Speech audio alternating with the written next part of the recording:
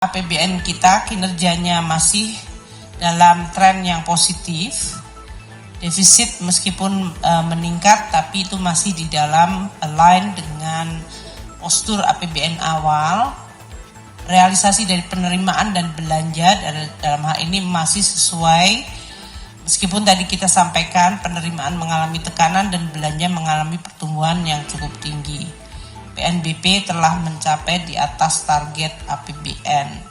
Postur dari APBN sampai dengan akhir November adalah di dalam tabel ini. Kita lihat ya, tadi pendapatan negara 2.492,7 triliun atau tumbuh 1,3%, 89% dari APBN undang-undang yang seharusnya mencapai 2.802,5. Penerimaan perpajakan 1.946,7 triliun sampai akhir November itu adalah 84,3% dari target APBN 2.309,9 triliun, tumbuh tipis 1,7%. Untuk penerimaan pajak sendiri 1.688,9 triliun, ini adalah 84,9% dari Undang-Undang APBN dan tumbuh 1,1% dari tahun lalu. Sedangkan penerimaan pabean dan cukai adalah 257,7 triliun atau 80,3% dari target APBN 321 dan ini tumbuh positif 5,2%. Ini cukup baik karena bea cukai selama tahun lalu juga mengalami kontraksi.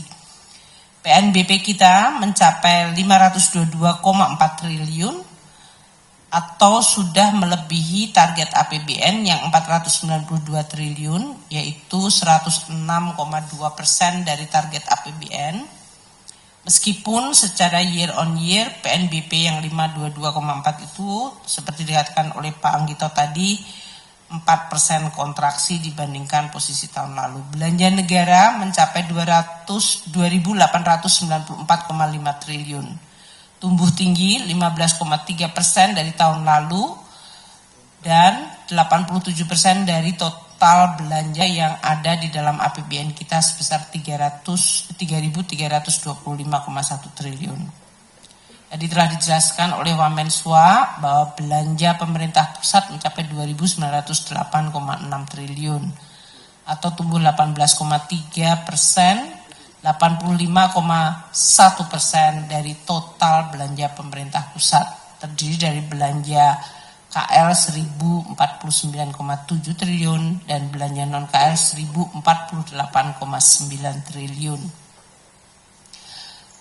Untuk transfer ke daerah, tadi Wamen Tommy menyampaikan 795,8 triliun atau sudah 92,8% dari APBN yang sebesar 857,6 triliun. Transfer ke daerah ini juga tumbuh 8,1% dibandingkan tahun 2023. Posisi APBN adalah keseimbangan primer positif atau surplus 47,1 triliun. Kalau di dalam desain APBN, keseimbangan primer akan defisit 25,5 triliun rupiah. Untuk total postur saat ini 30 November adalah tercatat defisit 401,8 triliun dibandingkan dengan desain APBN 522,8 triliun. Ini masih lebih kecil, yaitu 1,81% dari GDP. Karena di dalam APBN, desain APBN defisitnya adalah 2,29% dari GDP. Pembiayaan anggaran telah terrealisir 428,8 triliun, 82% dari total pembiayaan anggaran yang ada di dalam APBN. Ini tumbuh cukup tinggi karena tahun lalu kita cukup mendapatkan penerimaan besar yang berasal dari perekonomian dan komoditas. Itu adalah kondisi APBN sampai dengan akhir November. Tadi telah ditekankan oleh Pak Suwa juga mengenai operasi kita dari Desember awal sampai akhir Desember dan sekarang sebenarnya sudah mencapai 9 Desember. Dalam 1 bulan ini seluruh belanja pemerintah kalau ditargetkan terrealisir dari Outlook itu masih 517 triliun,85. Jadi bulan Desember saja. Sementara penerimaan negara masih akan ditargetkan dari Outlook mencapai 316,69. Inilah yang menjadi fokus kita dalam minggu-minggu ini karena kita akan bicara tentang belanja yang akan dibayarkan sebesar 517 tadi. Mungkin agak beda dengan Pak Wamen tadi karena dari mulai November untuk menggunakan lapset ini terhadap update Outlook. Operasi kita memang sangat signifikan dalam 3 minggu terakhir ini. Dan inilah yang tadi disampaikan, diharapkan ini akan menggerakkan dari sisi perekonomian karena volume dari operasi APBN memberikan stimulus terhadap perekonomian yang sifatnya sangat signifikan dengan belanja lebih dari 517 triliun yang akan dilakukan di bulan Desember saja. Pada saat kita juga tetap akan mengejar beberapa target penerimaan kita. Jadi kesimpulannya APBN kita kinerjanya masih dalam tren yang positif. Defisit meskipun meningkat tapi itu masih di dalam align dengan postur APBN awal. Realisasi dari penerimaan dan belanja dalam hal ini masih sesuai. Meskipun tadi kita sampaikan penerimaan mengalami tekanan dan belanja mengalami pertumbuhan yang cukup tinggi. PNBP telah mencapai di atas target APBN. Untuk pertumbuhan ekonomi kita tetap optimis bahwa Q3 tetap terjaga kuat.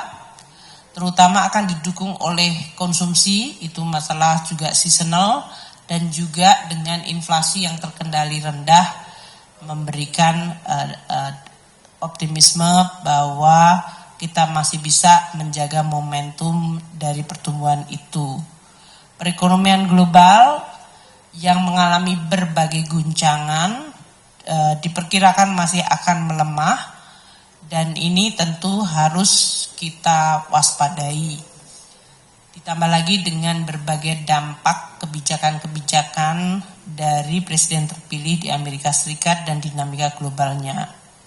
APBN akan terus menjadi instrumen yang sangat penting dan diandalkan untuk menjaga ekonomi dan masyarakat dan juga untuk mewujudkan berbagai program-program prioritas nasional dari pemerintahan Presiden Prabowo dan Wakil Presiden Gibran Rakabumi, pemerintah baru. Jadi kita tetap menjaga supaya APBN menjadi instrumen yang bisa terus dijaga kesehatan dan diandalkan.